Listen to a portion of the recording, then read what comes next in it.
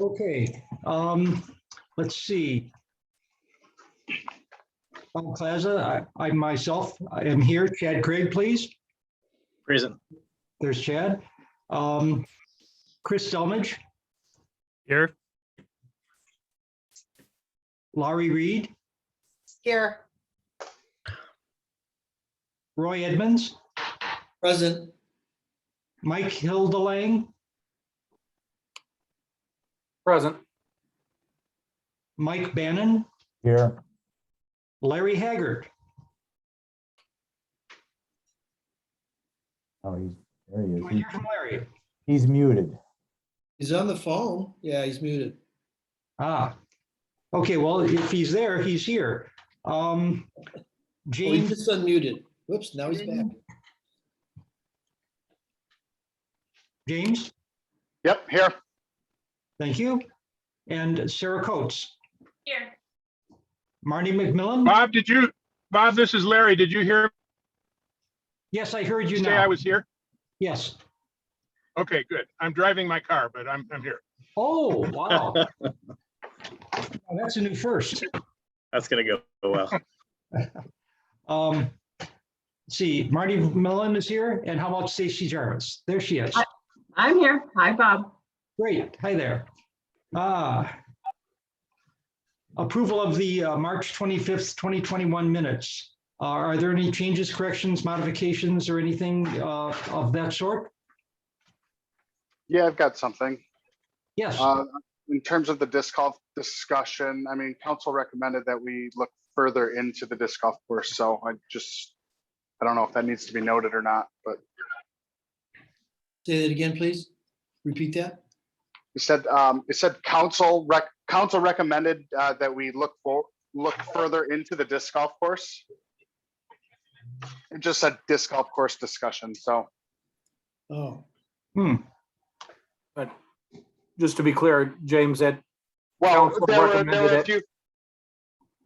I believe Laura did, and I'm not sure who seconded that. right, but at a Parks and Rec meeting or at a council meeting? No, here in this meeting, according to, in the discussion, according to the minutes. We had that discussion and two people said that they had agreed to look into that further. I don't have that note. Yeah. I'm unaware of that. I think we'll be looking into it more anyways. It's something we'll have to Okay. take to council anyway. So yeah, it's noted. But I'm sure a project like that is gonna go to council anyway. So. Well, yep, eventually, that- yes, absolutely. Yeah, we'll be sure to do that. okay. Are there any other changes, modifications, or anything? All in favor of approval of the minutes, say aye. Aye. Hi. Any nays, say nay. Hearing none, the minutes are approved. Public comment agenda items. Resident against disc golf idea.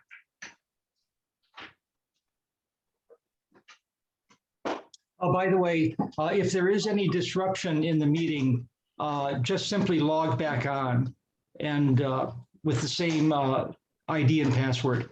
And the other item I wish to indicate is that once the clock is started, after 3 minutes, the audio of that speaker will be muted. Bob, this is Larry. I Yes. think you cited resident opposed to the disc golf was from the last meeting. That's not part of this meeting, right? You are correct. Thank you, Larry. I'm looking at the wrong paper. Thank you. Larry, I'd like to know how you know that when you're driving. I'm multitasking here. Not a good Well, idea. He pulled over. He's on the side of 94. And that's illegal too. Okay, public comments on agenda items for this meeting. Do I hear any public comments? We have no hands raised. Okay, with no hands raised going once, no hands raised going twice, there are no public comments. Very good, thank you. Let's go to the next agenda item, which is Windmill Point Park. Chad? Thank you, Bob. Chris, would you happen to have the agenda handy that you could just share that for right now? Yeah, I can do that. Give me 1 second here.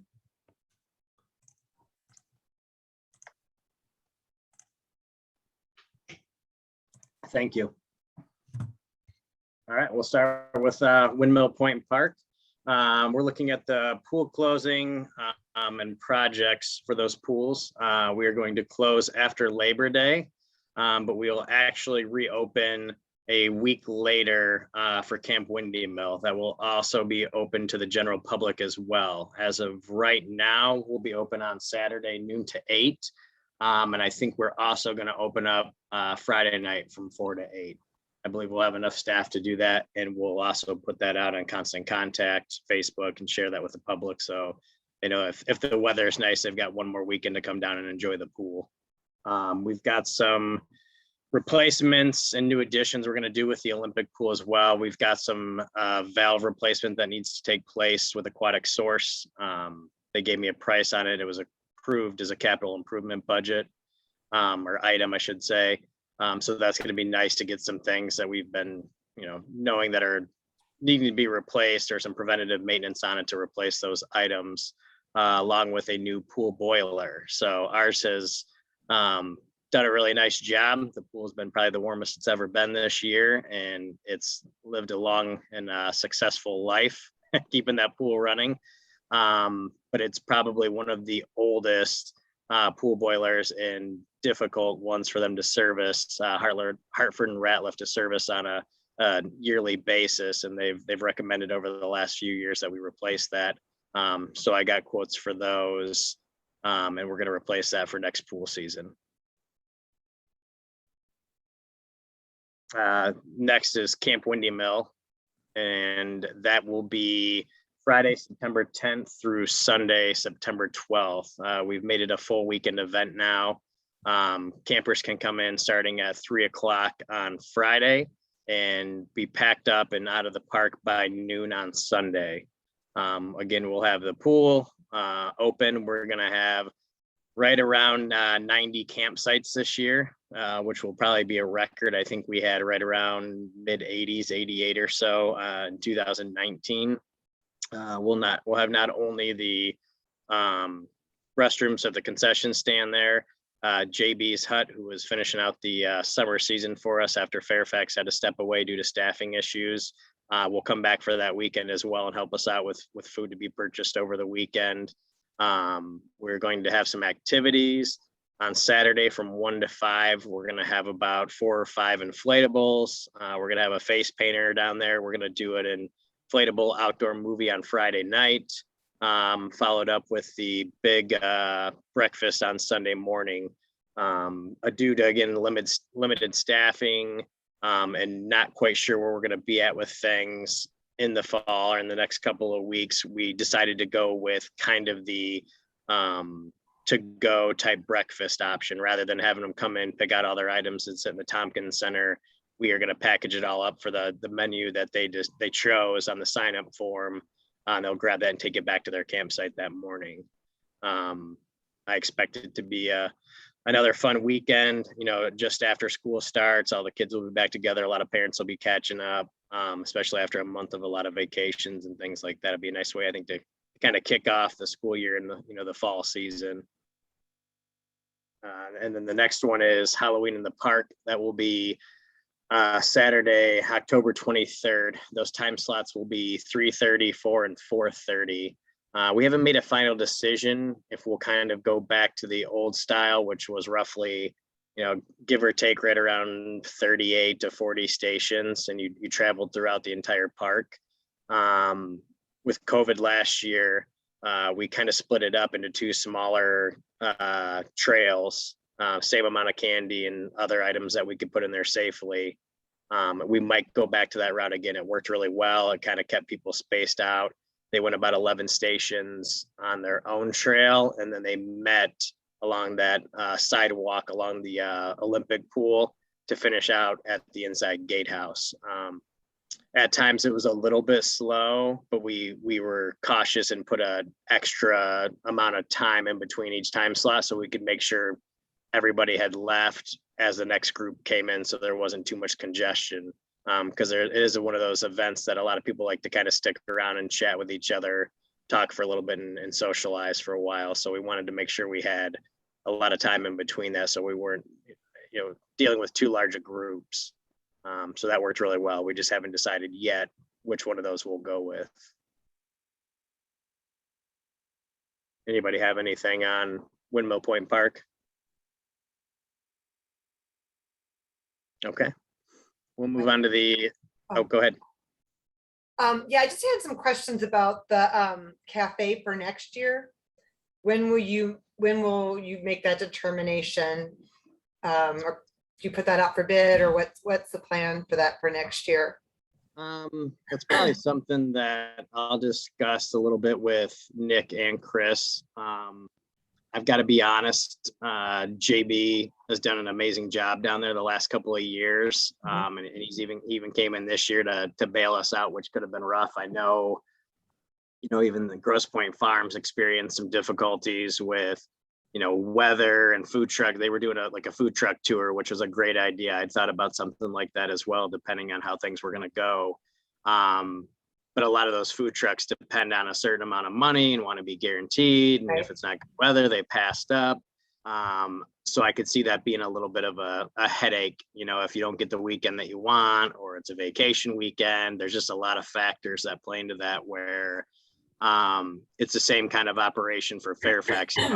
I think we all know everybody struggled this year with staffing and things like that. And that was the problem they ran into. They brought in a lot of great menu items and had a lot of things for us. But then they ran into some staffing issues and didn't quite get the training in that they wanted. And, had they been able to do a full season, I think they would have worked out a lot of the kinks, but they were just starting to figure some things out when they basically lost all their staff.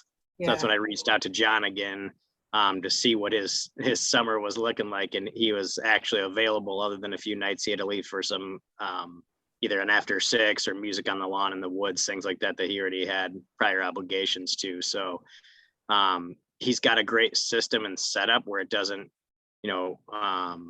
force him to have a lot of staff on hand. If he has a couple of people to run the cashier, that's great for him. So we might consider going that route again next year, but moving him inside the concession stand, and then again having a handful of people apply to work with him there.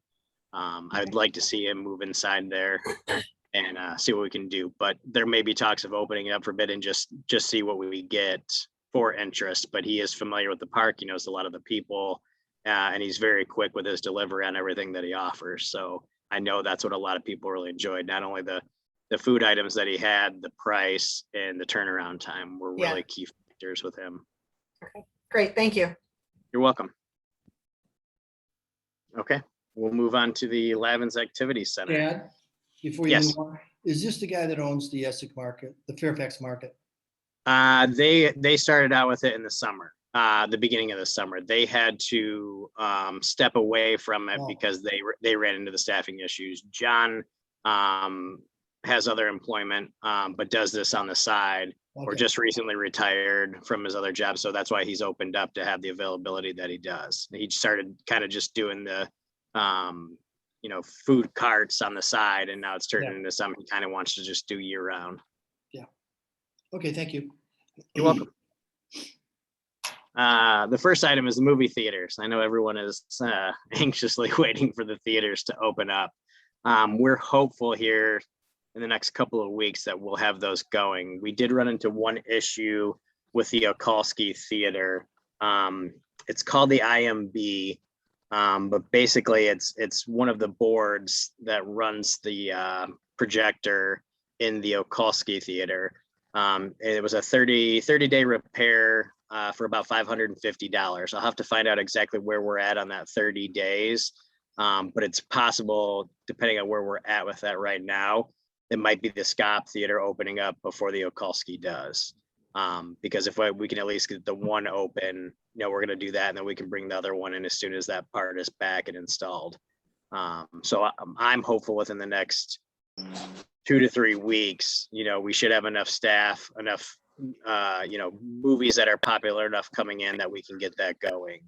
It's just something that we're going to have to monitor with COVID and as things change as well. It's unfortunate, depending on how the fall plays out, that's about the time the theater is probably going to open back up again as well. So I know Mary Beth and her staff are monitoring that closely. but I think everybody's ready for the theater to reopen. So that's our plan as soon as possible. We just got some new maintenance staff in that building as well. That'll be helpful for being able to clean between and after shows. Our fall and winter programs, we'll have karate taken back off. Rocksteady seems to be doing really well. That's the Rocksteady boxing. We'll probably be bringing back the cornhole league. As funny as it Excuse me, when you sounds, say but karate taken back off, do you mean taken off the list of offerings, or do you mean taking off like we hope it's big? yeah, like it's like the fall session will be starting back up again. My apologies. No Yeah, worries. yeah. Starting back up in the fall, back indoors again. Along with the Rocksteady, the Cornhole League, and we'll probably do transition into the indoor pickleball as well once the weather doesn't allow. But I think we were probably the only park last year that kept our pickleball nets up year round, and they were used year round. So I have a feeling that request will come as well. But I think the indoor pickleball is going to gain some more traction with our drop-in days and times. Okay, we'll move on to Marina. Chris, if you're okay, I'll let you take that over. Yeah, so I wanted to comment, seeing we're getting close to the end of the year here, about well rentals.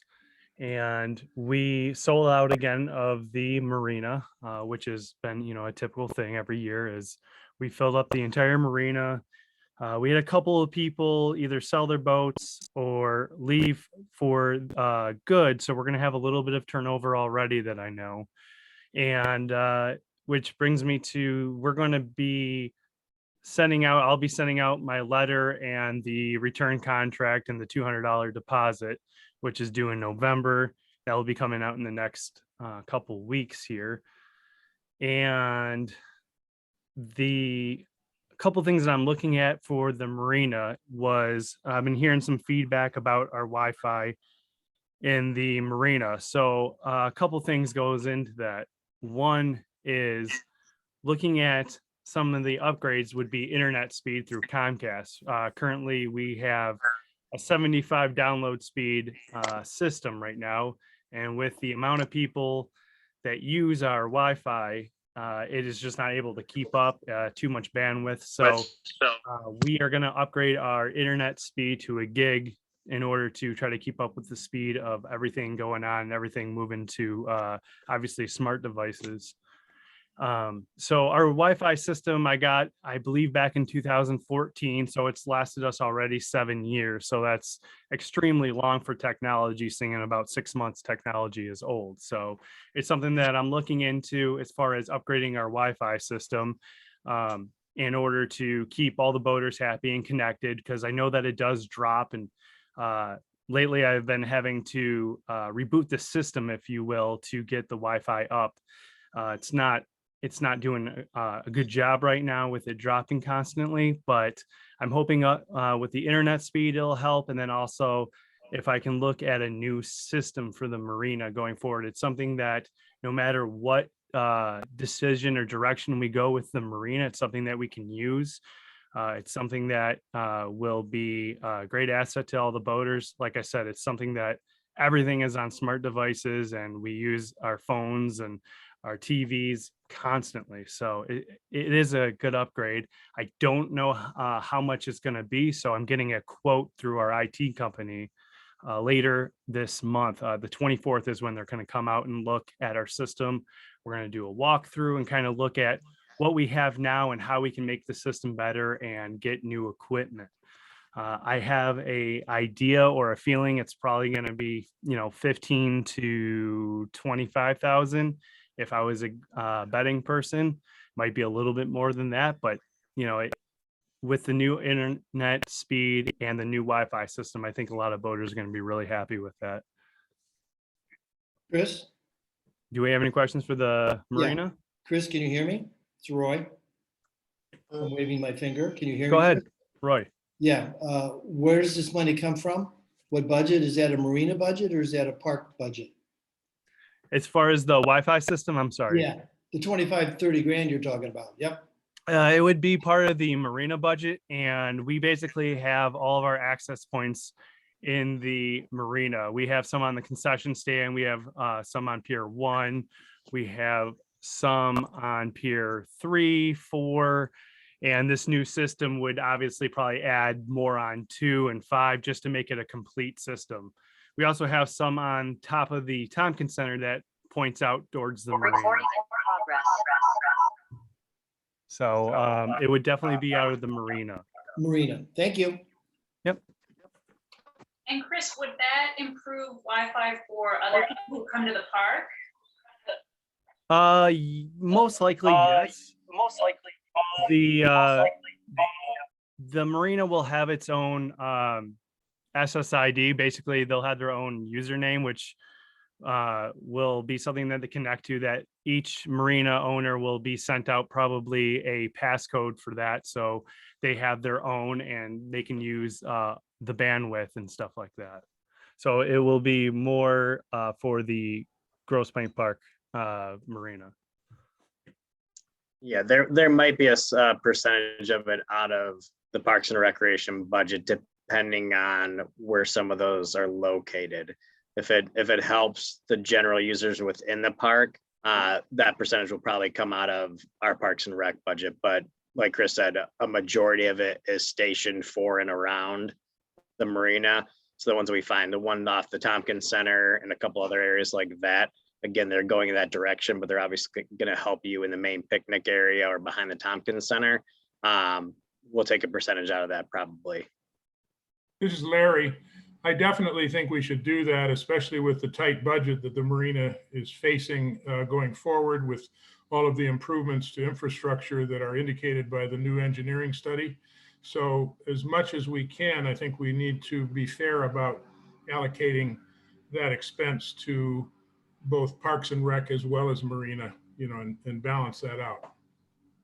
Absolutely. I had a feeling that might come up. So that's why I wanted to make sure that we were clear on that for the areas that are going to more focus on general users of the park will obviously come out of Parks and Recreation. Yeah, sounds good. Chad, and just, I may have missed this, as Chris explained it very clearly, but I may have missed it. I thought that we were giving codes to people when they registered for marina wells. Are there non-coded access points for use by non-marina users? It really depends on what we replace and what we do going forward. If we only have to replace what's in the marina, then we could completely separate that so that it would come out strictly of the marina budget and it would only be for the marina users. So in that aspect, we could literally just make it for just boaters. But if we wanted to add access points around the park or something like that, that would be something that we'd have to look at splitting. And I think the users that have been using it from the park, not the marina, would be very disappointed if they no longer had access to the internet.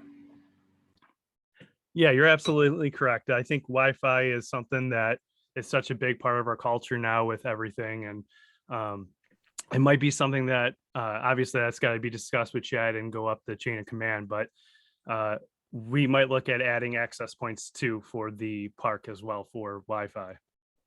That would definitely be my recommendation, because it's always been very poor service down there in the past, just over the years, not recent past necessarily, but the last 20 years recent, just being right on the border there has created problems. So I'm 100% in agreement that maybe you should, share the love a little bit if you can, the whole park.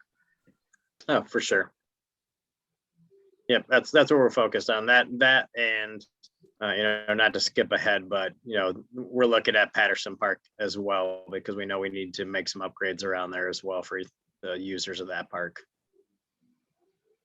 Chad, I don't know if you got my email where I suggested that maybe we might want to mention that engineering study, since it's now been reported, and it was in the minutes for the last meeting that it was postponed. It was late and we couldn't report, but now that it's been submitted, I wonder if we should touch on that.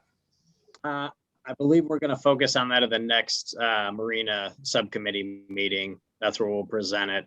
I know we've been kind of tied up with a lot that's been going on lately, especially just around the city in general. And I know both of our plates have been pretty full. We're getting to, I think, a point now that I should be able to breathe in the next couple of weeks, where we can do a little bit more and talk about a little bit more. But I've kind of been caught up, and I apologize, with the after six and a few other items going on and some new projects that I believe that's going to come out at the next Marina Subcommittee meeting, correct, Chris? Yeah, that's going to come up at the next Marina Subcommittee. And I asked Chad if we could discuss it at our meeting so that we could start at, the foundation of the Marina Subcommittee and then move it on to the Parks and Recreation Commission so that we kind of go into the chain of command in the right direction first. So I'm going to bring that up at our meeting. I just hope to make the next meeting coming up soon. I know it's been a while, like Chad said, we've been kind of going different directions all the time because of summer. So that is something that's on my plate that I'm going to hopefully schedule, and we will discuss that and do a synopsis of what we found for the engineering study. So that's good. Speaking for the Marina Subcommittee, I know the subcommittee is very anxious to get together again, and we've been very patiently waiting for our next meeting. So we'll look forward to that. Perfect. Thank you. Yeah, Chris, I have a question. With the 15 to 20 grand to buy a new system for the Wi-Fi, does that increase the monthly fee? Monthly fee for boaters? Once you purchase this new system, is there a monthly fee? Oh, for the internet speed. Yes. Yeah, there's going to be there'll be a higher charge for the 75 to 100 speed. So yeah, for the internet speed, it will jump up. It's not an unreasonable amount for what we're going to get, but I believe with the Wi-Fi, Chris, that's just a one-time fee. Correct. Just to install that. Yeah. So the internet speed with Comcast, basically our plan will increase by, I think it's just a little over $100 a month. So right. With what we're gaining, it was a no-brainer in my opinion. Okay. Oh, but wait, I'm confused. Is that being passed on to the well renter, or it's absorbed by the marina? no, that's taken on by Parks and Recreation, because what the internet speed is it helps us as workers so that we're able to do our job efficiently. And then that's just kind of a nice little perk that the marina will get because they basically use our internet speed, which is why we need to upgrade it, because we are limited bandwidth when we have 1,000 people connecting to our Wi-Fi system. Yeah, makes sense. Okay, we'll move on to Patterson Park. The ever popular topic, the dog park opening. We are, I don't know if most of you have had a chance to get down there recently or not, but after a slow start, Backer Landscaping has done an amazing job the past few, or I should say the last few weeks to a month. They have really been making great progress on that project. Also, to go along with that, I failed to put it in here and I apologize, but you may have noticed that the parking lot was resurfaced as well. So that will be a nice addition with the dog park to have a brand new parking lot as well. That for all the residents that attend, or visit Patterson Park, it looks really nice. They did a great job with that. I'm hopeful that we will have the park open within the next 2 to 3 weeks. We are going to open up the application process next week. We are going to lessen the fee because we're only really going to get, part of September, October, and November and December are kind of going to be hit or miss, I would think. So we're going to cut that cost significantly, but it will go back to the regular fee for the 2022 year. So we're going to try to plan a grand opening. I would think one Sunday in September. I've still got a few things to work out with Dane, who's kind of the project manager with Backer, on when we think we're going to be right there, so we can plan that grand opening and kind of ribbon cutting ceremony. But we're pretty close. There's a lot done. We're going to look at offering memorial benches in there and also memorial bricks. We've got some areas There's a 10 by 20 pad in there just in the entrance area. And there's a pad over by the drinking fountain as well that we're going to look to sell some memorial bricks in there, to also kind of often help with the cost of that. And also, you know, with the memorial benches you've seen around the parks, another way to kind of memorialize, you know, a pet that you loved or your favorite pet, something like that. So that will be an opportunity at the grand opening as well. We'll have some sample bricks and some forms and documents, things like that. Hopefully give out some cider, donuts, things like that, and kind of invite everyone down to take a look at it once we're ready to open. So we're looking forward to that. Any questions regarding that right now? Yes, I have a question. In fact, I was just down there tonight before the meeting to see, you know, what it looked like right up to the minute. And I noticed there, well, for one thing, I was very surprised to see that privacy fence put in along the one side. I thought all along we had planned for the metal see-through type fence. So when did we make a decision to change to a block out privacy fence? Was that something that was planned all along and I just missed it, or what? Not all along. We changed that. Gosh, I'd hate to have you hold me to it, Larry, but about maybe halfway, 3/4 of the way through, even before we started construction, we switched to that. Some of the residents along Grand Marais requested that we did a privacy fence, and had a study done and gave us the thickness and everything that would be required to help with that sound. So that's why we decided to go with that privacy fence along there. We even moved it back in. I believe it was about another 15 feet off the original. I think it was about 60 feet. We were going to be away from the fence line of the Grand Marais houses, and we're about 75 feet away now, just inside that berm.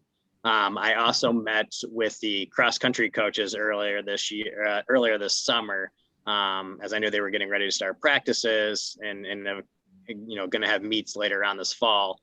But I wanted to make sure there was some concerns that they wouldn't be able to have their meets or practice or things like that. And after meeting with them, they had zero concerns that they would still be able to execute any meets or practices this season. So they were confident that it wasn't going to interrupt anything. So I was happy to hear that. Yeah. Well, I, for one, think that it looks ugly compared to a see-through fence. I thought the see-through fence was going to be able to still maintain the nice view of the rolling hills and the trees and all that. And now you got this privacy fence up there. So I know the residents on Grand Marais have been concerned all along about sound, which I think is unfounded.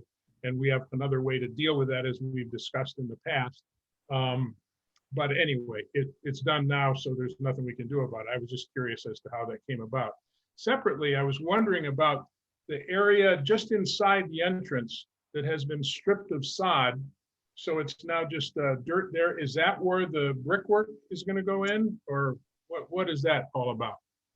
No, that was just an issue with the elevation there. We needed to grade that down some more. It was a little bit too high at the time after they put in that entrance pad. So they needed to come back and lower that area. So basically it wasn't a step up from when you got off of that entrance pad into the park. It needed to be a little bit more even. So you can see the kind of the berm on each side, and everything will kind of be elevated or escape to go down towards that. So the runoff from the rain, things like that, will come more towards the parking lot and things like that. But it was too big of a step up from that entrance pad. So that's why they've come back in there, and they'll take it down and then plant some new sod again. So that'll be grass. Yeah. Yep. Absolutely. Yeah. Okay. Okay. Well, and we're looking at opening in September. Yeah. Yep. I'm hoping it's looking really good, by the way. I like all the landscaping they've done down there. It looks really good. Just wasn't, I was just surprised by the privacy fence, which kind of jumped out at me when I was expecting the wrought iron looking type fence. But anyway, yeah. Okay.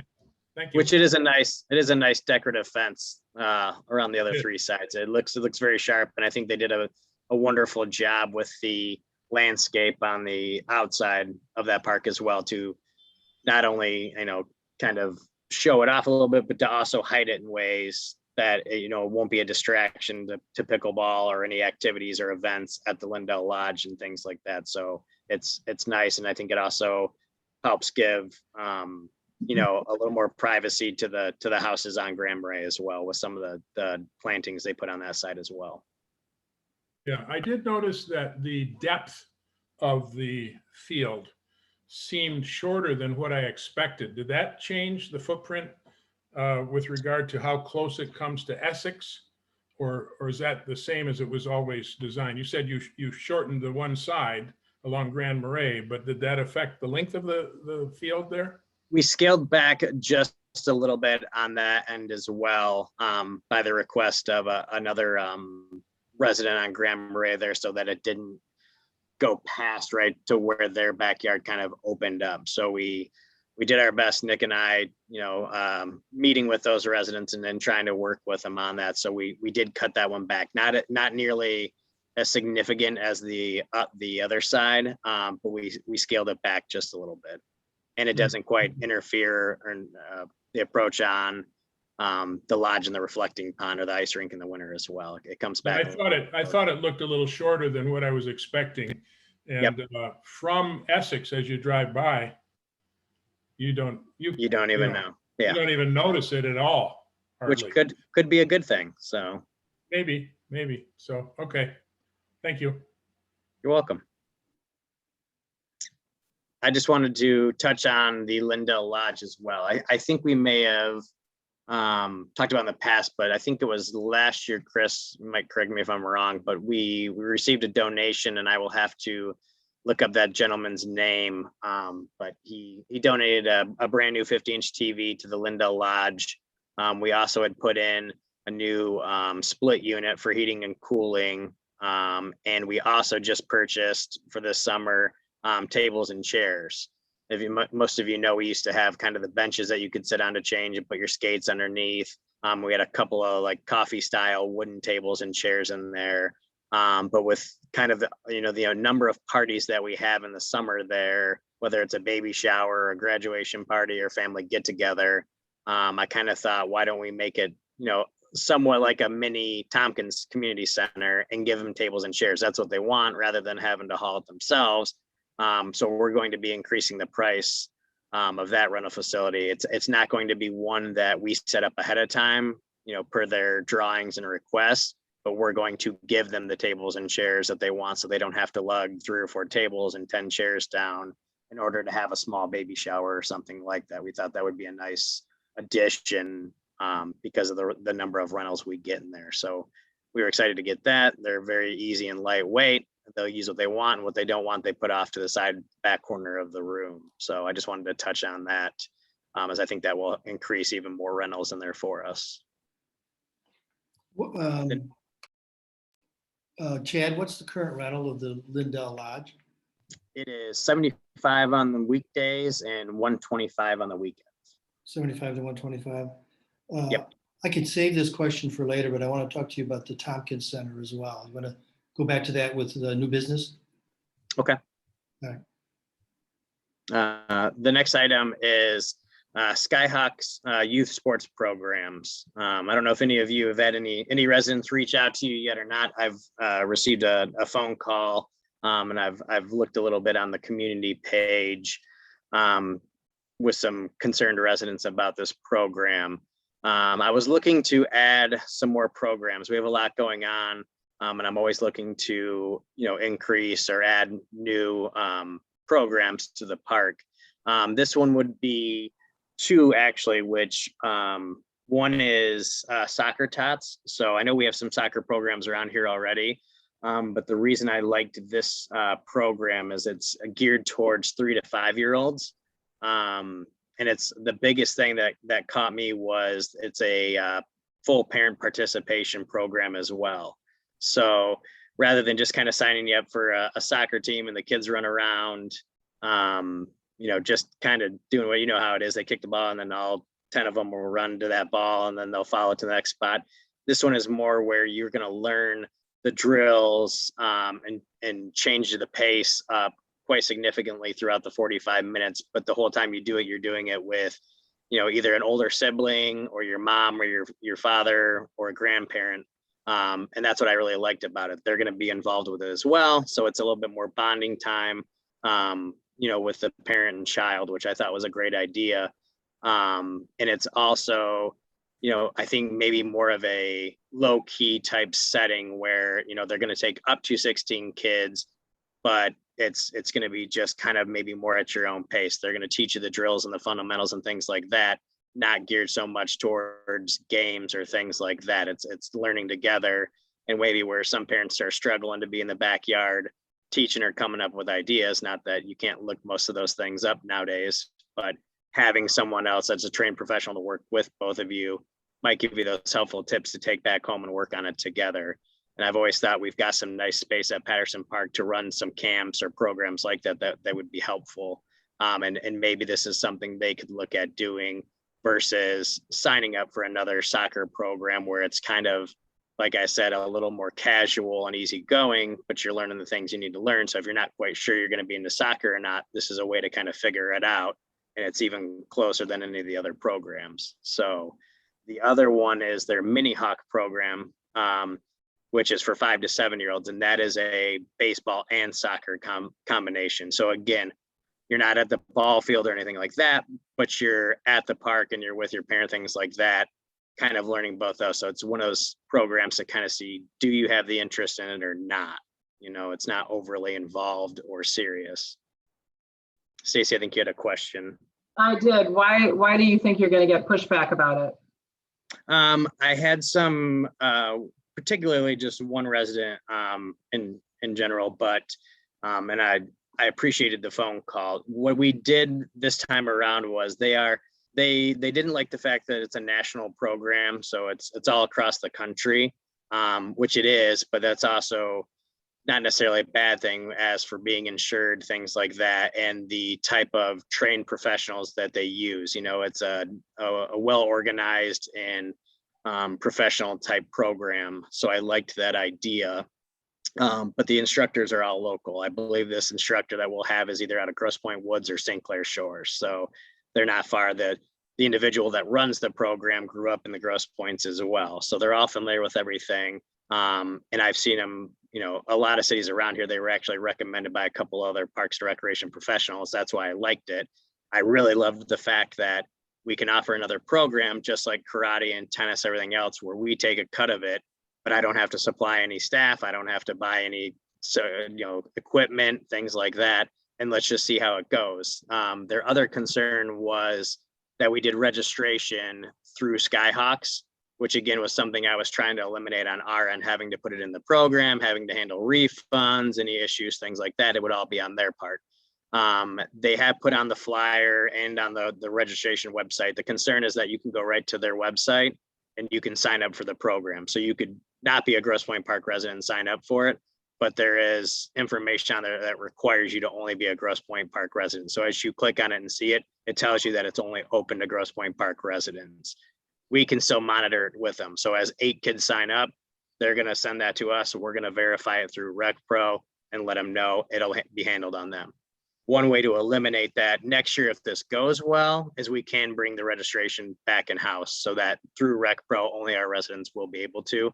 I just wanted to do a test run and see how it would go this time around first. Sounds like a no-brainer to me. And Chad, we don't pay anything for this. This is paid by the users. Yep. The users pay it, and then we take a percentage from what Skyhawks earns out of the registration fee. So basically, like almost all of our other programs, it's a 70-30 split. They get 70, we get 30. I give them the green space. They supply all the soccer goals, the soccer balls, the soft type baseballs, things like that. So I don't have to purchase or store any equipment. They bring it all. They also pay their staff to be there 15 minutes ahead of time and 15 minutes after the program to make sure everything is ready to go and everything is taken care of after they're done with the program, which I thought was nice. So Chad, this is not a feeder program for Skyhawks. Doesn't run a travel team. No, this simply just you name the programs, they basically come to you. So they run it for a bunch of different parks and recreation departments across the country, but it's yeah, it's basically, do you want to learn how to play baseball? Do you want to learn how to play soccer? They don't train you and then take you to a travel baseball team or a soccer team or anything like that. It's just bringing the program to you, basically. Larry. Thanks. Yeah, I did speak with one resident as well, and I had similar concerns were voiced to me. This was not a parent of young children, so I am curious. I did look into it a little bit, and I see that the registration is open now. Yeah. Do we have people signed up for it yet? I don't believe we have any signed up for it yet. We've had some internet issues in our office the last couple of days, so I have not been able to share what Skyhawk sent me yet. So he has it opened up and ready to go. I haven't unfortunately been able to share the link and send out or post the flyer up yet either. That's what I'm hoping we can do tomorrow. So that was one of the main concerns I had, was that, you know, we were outsourcing the registration, which could create some issues because someone could sign up who's not a Grosse Pointe Park resident, and then that, you know, and that they don't get weeded out until your staff looks at it.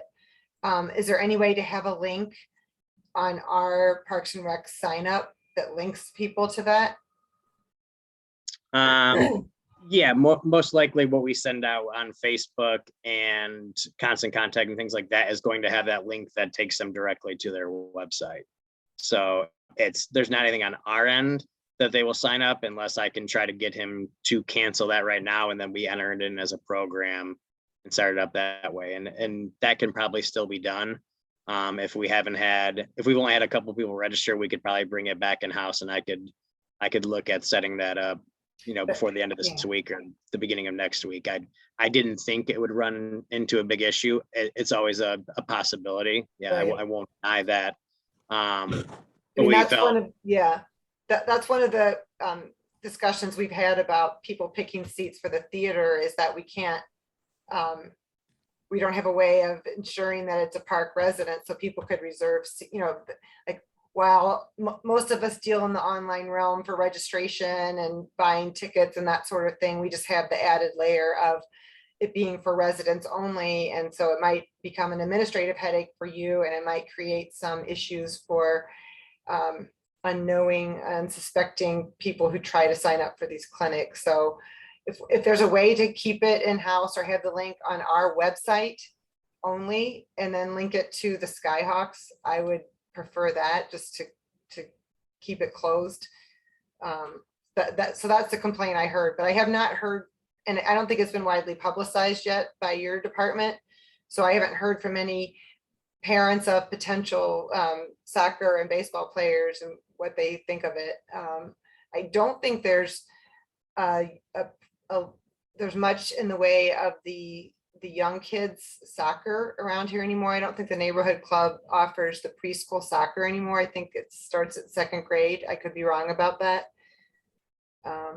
So they do have a 3 to 4 year old program, I think, as well. Yeah. Okay. But I thought even on, go ahead, Mike. There's going to be one of my questions is, has there been requests for this? Is this something, we have a nonprofit organization that offers in the Grosse Pointes? And I'm curious as to whether we're creating a solution in search of a problem here.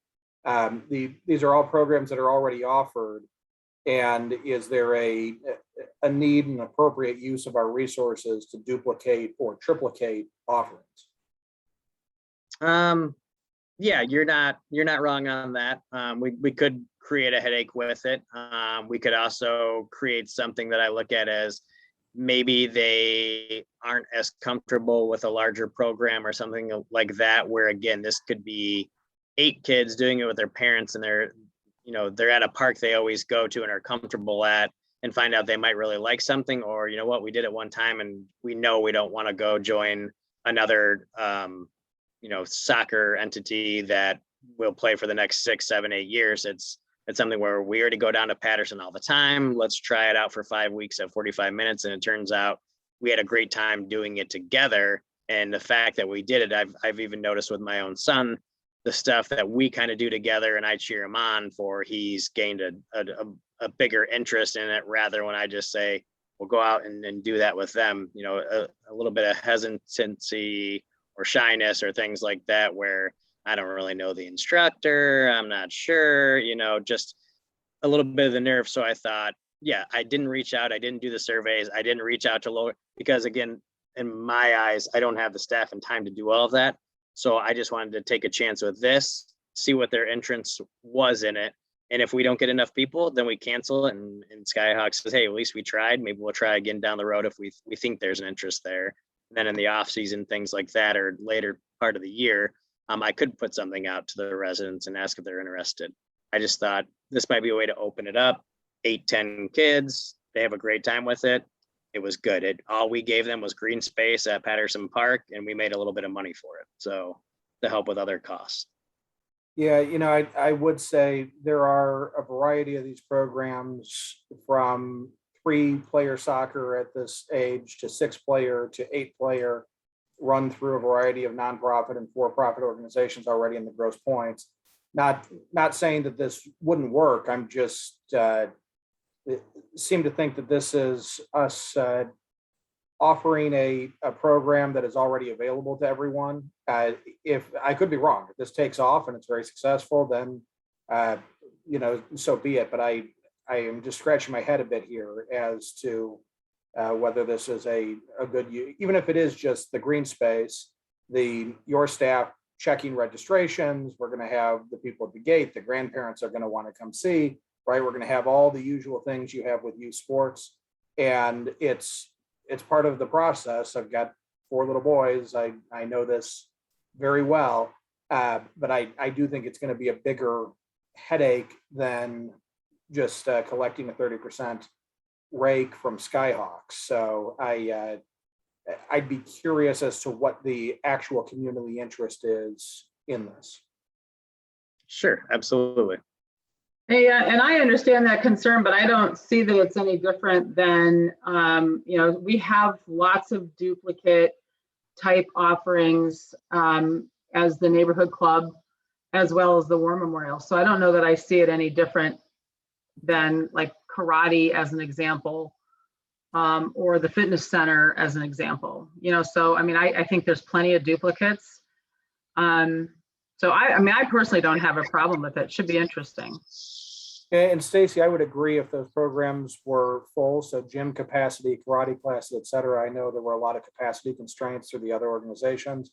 I know the neighborhood club and East Side have had plenty of capacity, at least for the last 7 years since I've been paying attention to it. So I would view this as being different, but again, I'm not opposed to trying it.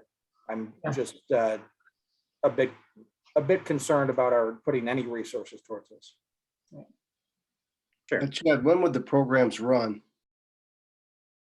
It will start, I've got to look at the exact date again, but I believe it is mid or 3rd week or so of September and goes to about mid-October as well.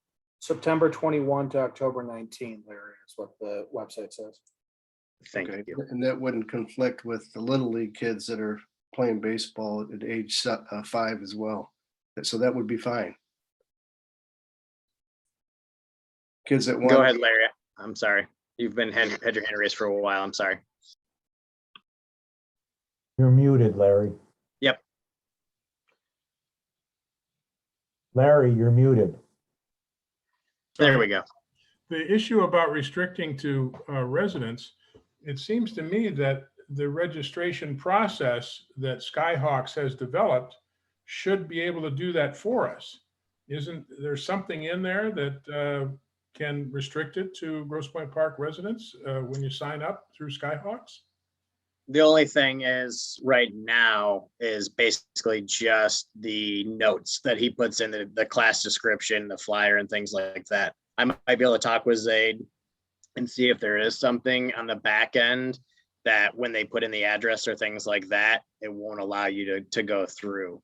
I'll be honest, I don't know if he wants to take the time with his company on that end to do it or not, but we can see. And if it's not too difficult, again, we can bring it right back in-house.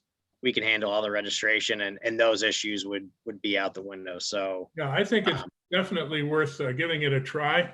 And I would talk to him because we can't be the only city that wants to restrict something like this to residents. So I would think he might want to consider making that a permanent change to the registration process anyway. So anyway, I like the Exactly. idea. It sounds good. Sounds like a no-brainer since it's so easy on our side to give it a try. Right. Yep. And Mr. Hindling's not wrong. You know, we have a lot of things going on, but Marty did mention it's not going to interfere with anything. So I thought, again, I really like the idea of, you know, a smaller group of kids, at least with the soccer tots, the participation with the parent, things like that I think could really help those who might be a little bit hesitant or not quite showing the interest yet. But they're familiar with going down to Patterson. They like playing down there, things like that. We get 4 kids, it doesn't work out. I mean, there's nothing hurt. You know, we get 16 kids and they love it. Then we know it's something we can continue to do. They also offer basketball programs and things like that. So that's something we could, again, increase with them on Saturdays or Sundays and do some basketball in the Lavins Activity Center, utilize that gym space a little bit more. And most all of this came from a grant that the Chamber of Commerce will give out if you run sports camps. So I was looking at some things with the other points to see what we could offer. This program, I don't think would reach out to enough people that they wanted it to hit necessarily, but I know myself and the farms director, I was going to reach out to you, Marty, and some of the farms Little League, and see if maybe if we were to get that grant, what type of summer or fall baseball camp we might be able to put on by using that grant money from the Chamber of Commerce, where we might be able to hit a lot more kids with local coaches and leagues. So we steered away from this one, but I still liked the idea of it, where I said, let's try and work something out, you know, this fall or winter together. So remind me, and I'd like to talk to you a little bit further about that, Marty, down the road. Okay. And of course, we can always move it back in-house if it doesn't seem to work through Skyhawks. So yeah. Good. Thank you. Exactly. Pickleball lessons.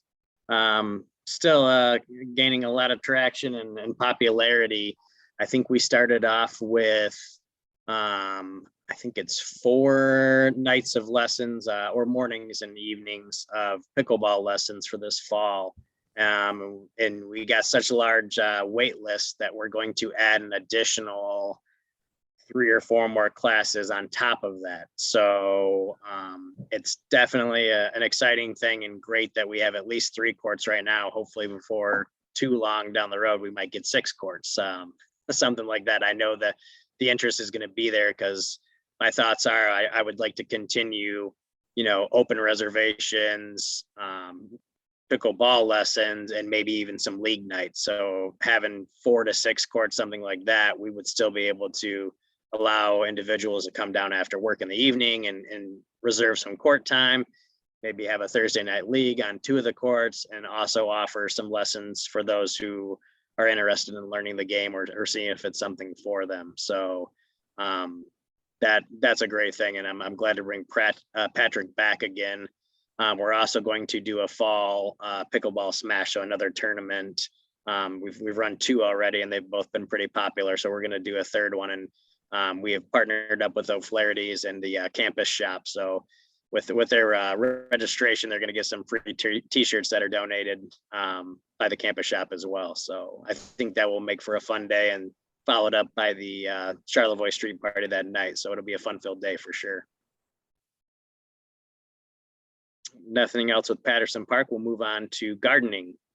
The fall decorating is almost upon us, and at this time, Corinne Vance only has 1 part-time staff member working for her, so we are going to probably be removing some things a little bit earlier and getting those fall decorations going maybe a week or 2 earlier than we normally do, just because we don't quite have the manpower to do it on the normal time period that we usually would.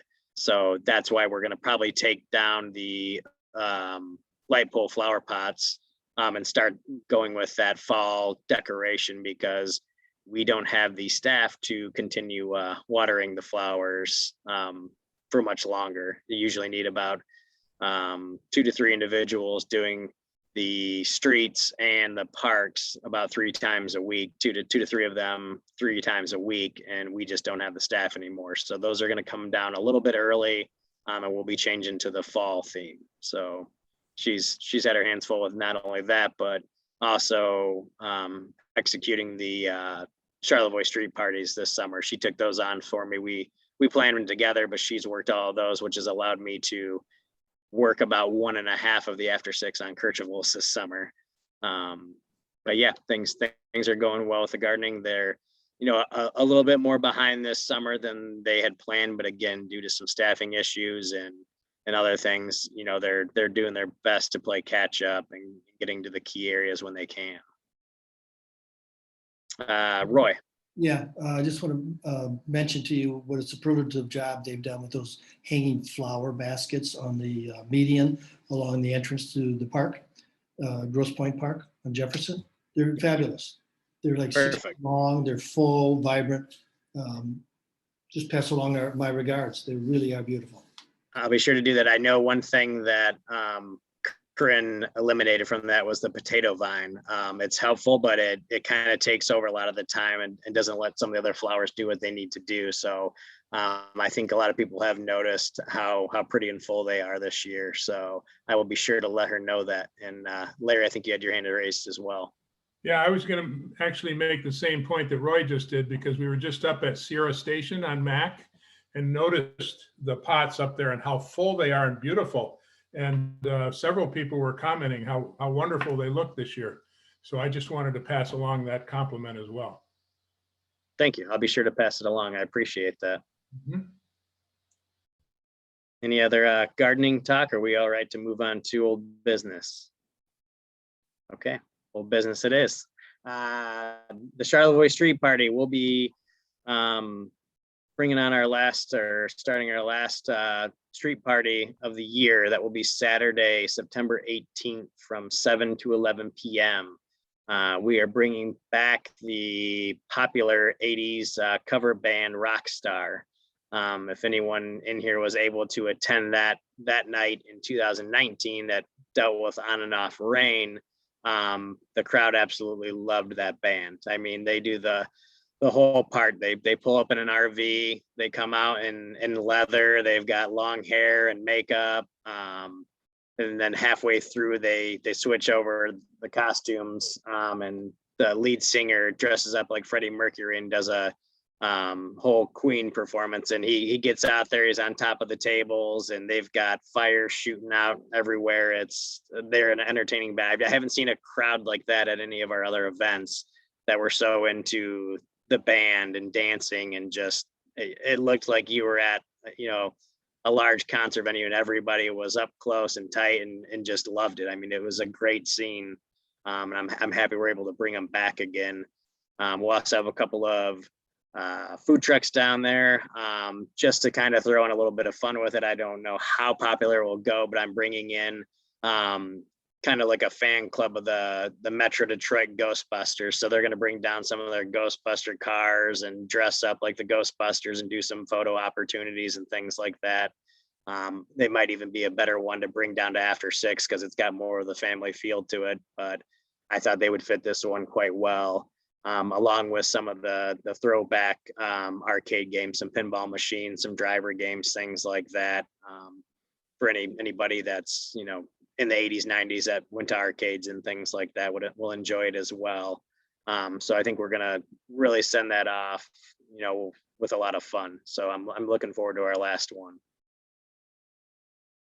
And then new business. I'm working with the Business Association on hopefully a possible event on October 2nd on Mac. We're looking to call it Music on Mac.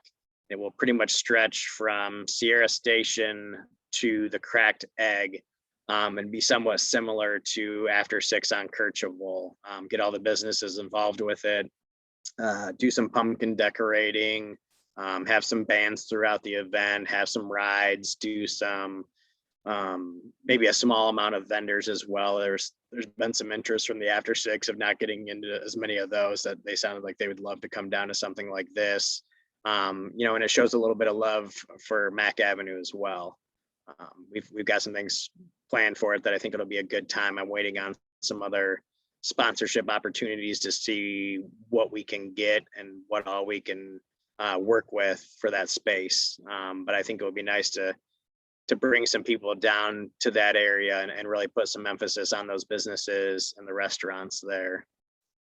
The other item is Pumpkin in the Park. That's another one that the Business Association has reached out to me about, and they would like to see about putting on a type of a Halloween event on Kercheval and stretching it from roughly about Nottingham or near Red Crown down to Weyburn, and include the stretch, that block there that doesn't normally get involved in the after sixes and the other ones, just with the bus routes and things like that. But I've talked with the Smart Bus, and it sounds like they might be able to kind of reroute enough for that day to make things work. We'll just have to make sure on our end, the way that we block off Weyburn still let some of the traffic go through there, but not come on to Kercheval Avenue. And they've got a lot of ideas that they've presented to me as well. So I'll see what I can do to work with them and what's kind of feasible for everyone, and that makes sense. Any questions on either of those events? What's potential timing on that one, Chad? That one would be October 30th. So I believe it's the day before Halloween. And I think Lowry. Sorry. Go ahead, Sarah. For music on Mac, that does not shut the street down? Is that just on a sidewalk, or how do you envision that? Yeah, it will only shut down a section of the side streets. Basically, they'll still have access at the alley behind all of those businesses, but it will shut the side streets off from that alley up to Mac Avenue. And then we'll probably cone off some parking spaces along Mac Avenue as well, where we would park. That will probably all be lined with barricades and cones and city vehicles. Everything's still going to take place on the sidewalk, so there won't be any reason to go on the street, but it will give us at least another nice buffer zone to keep people safe as they're walking around that. They threw out the idea of making it kind of a big rectangle and using the alleyway, but the alley needs a little bit more work, and I don't think it would make a lot of sense to put anything back there or along there that would have it be walking. I think most everybody's going to walk up from those streets and then go up and down, the Mac Avenue sidewalks, and they're significantly larger than most of the other areas, so I don't see any issues. Another thing is bringing in some music on the corner, and also doing some chalk art and things like that, just kind of setting some buckets out along there, letting kids draw and design on the sidewalk, and just kind of having maybe like a little bit of a Nashville feel where you have some musicians on the corner, things like that, just kind of setting up. So as you're walking throughout it, there's music and activities up and down the whole area. So I think it would be a lot of fun. That one we're looking at more so probably a 3 to 7 p.m. Time frame on it. And would you be able to reach out to the businesses on the other side of Mac too, like Lost River is there, or any other folks that might get involved, even if they were to come to cross the street on that side? Sure. I believe some of those business association members have reached out to some of those places. I don't know if there's been an invite yet to bring them over, but I know that they have mentioned it to them and kind of be prepared for people to flow over or things like that, or can you get involved and share and advertise things as well for it. But we're still kind of not fully in the early stages, but early stages as in we haven't made anything official yet until now that we're seriously looking to see what we can do. But sponsorships are a big part of that, and that's what I'm hopefully finding out in the next day or two. I believe Lowry has her hand raised. Thank you. Sarah asked one of my questions about closing the street, and I may have missed it. Do you have a date set for this, for the music on Mac? It would be October 2nd. October 2nd. Okay. And then on the pumpkin in the park, are you envisioning something similar to what you did with the snowmen during Winterfest, having businesses display decorated snowmen or decorated pumpkins? Yeah, they're kind of looking at some stuff like that. They'd like to see maybe a pet costume contest at like Hoof and Woof, The same thing, pumpkin painting, some ideas in Atwater, a band somewhere, maybe a food truck or two along the way, or setting up a cider and donut stand. And then kind of also doing a mini trick or treat, which I know the village does one already, but they liked the idea of that as well.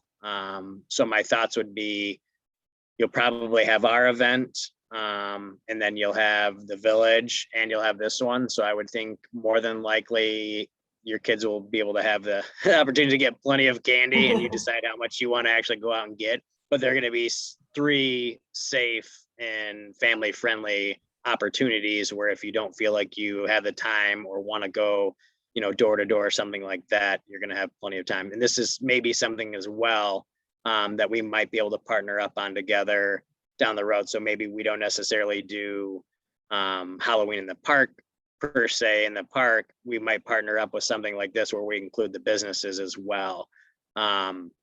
I've given it a little bit of thought, but not too much, because I do really enjoy, I think Halloween in the park is one of our biggest events, and it's really nice feel and setting down there. But I also think that like the Chili Fest went really well, moving it from the parks out onto the businesses and including them. So I'm going to kind of think about that one for a while and see. I just don't want to do too much programming. Not that I don't enjoy that, but I don't want to offer 3 or 4, you know, every weekend as some type of Halloween event for the month of October if it's going to burn too many people out. Roy, I think you've been waiting for a while. I apologize, but Just if you're done with that subject, because my subject's separate and different. Larry has his hand raised. So I don't know if that's something regarding those 2 events. I'll wait for Larry. Yeah, it is regarding the music on Mac. I just wanted to caution us before we do anything to encourage people to traffic to cross Mac. Mac is a very major thoroughfare up there, and I don't think we want any pedestrians trying to cross Mac. So if the businesses on the other side of Mac want to participate, you know, hopefully we could encourage them to come to our side of the street so that you don't get people, especially with young kids and everything, trying to cross that major thoroughfare. That's all. Absolutely. That's a great point. Yeah, I think we were looking to keep most of it geared on our side, so there wasn't any crossing of that street. But I'll reach out with a couple of those business owners to see where they're at with that and who they've actually talked to and reached out to at this point in time. Any other questions or discussion on either one of those events? Okay, and I think Roy, yours may have been, I think, old business. I may have skipped past it. Point out that the park communicator came today, and as I was flipping through it, I feel like Rip Van Winkle, because I looked at the Tompkins Center rental. Weddings and receptions are $1,000 to $1,200. Is that been a recent rate increase, or is that just crept up over the years and I've ignored it? I believe, Chris, you tell me if I'm wrong, but I think it was 2019 that those prices changed. 2019, when we added on the atrium and the new kitchen and everything, prices went up. Oh, okay. Remodeled the bathrooms and some of the other areas. And that's competitive, obviously. I'd still say it's probably cheaper than most other places. Yeah, okay. And then one more thing, I noticed you don't have the Lindell Lodge in here, rental. I mean, it is rented. I looked through here. I can't see it if it is in here. It's not even mentioned anywhere in here. Is that something that can be added to this document, to this publication, the communicator? So people are aware of it. I'll let Chris follow up if I'm wrong, but we scaled a few things back and had to take some items out of there with some of the other articles that City Hall put in this edition. So normally that information is in there. We had to pull quite a few things out this time around. Okay, thank you. I'm satisfied. You're welcome. Thank you. All right, I think next, Bob, we're on to public comment for non-agenda items. That is correct. Yes. All right, I'm going to go ahead and call Cheryl, if you wouldn't mind unmuting yourself, and you have 3 minutes to speak.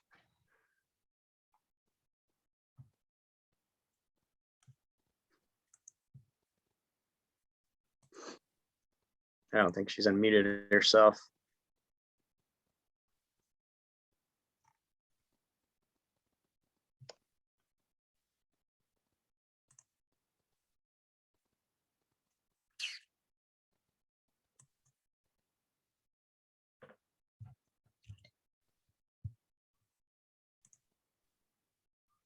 Looks like she's kind of going back and forth.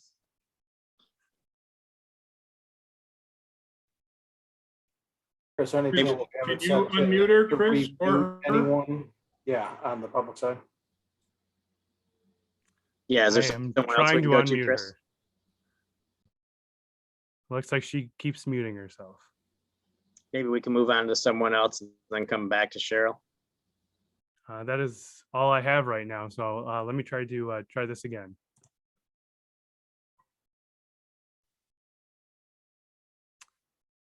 Maybe we could instruct her on how to do that. Hold the cursor over your picture. Of course, you don't have your video on. There's a little mute or unmute that shows up in the upper right-hand corner, and that's what you click on. Could be on the bottom left. My Mac is on the bottom left. Oh, you Mac users. Yeah. Mhm. Well, my Windows unit is on the bottom left also. No, that's weird. Mine's on the upper right. No, I have Win 10.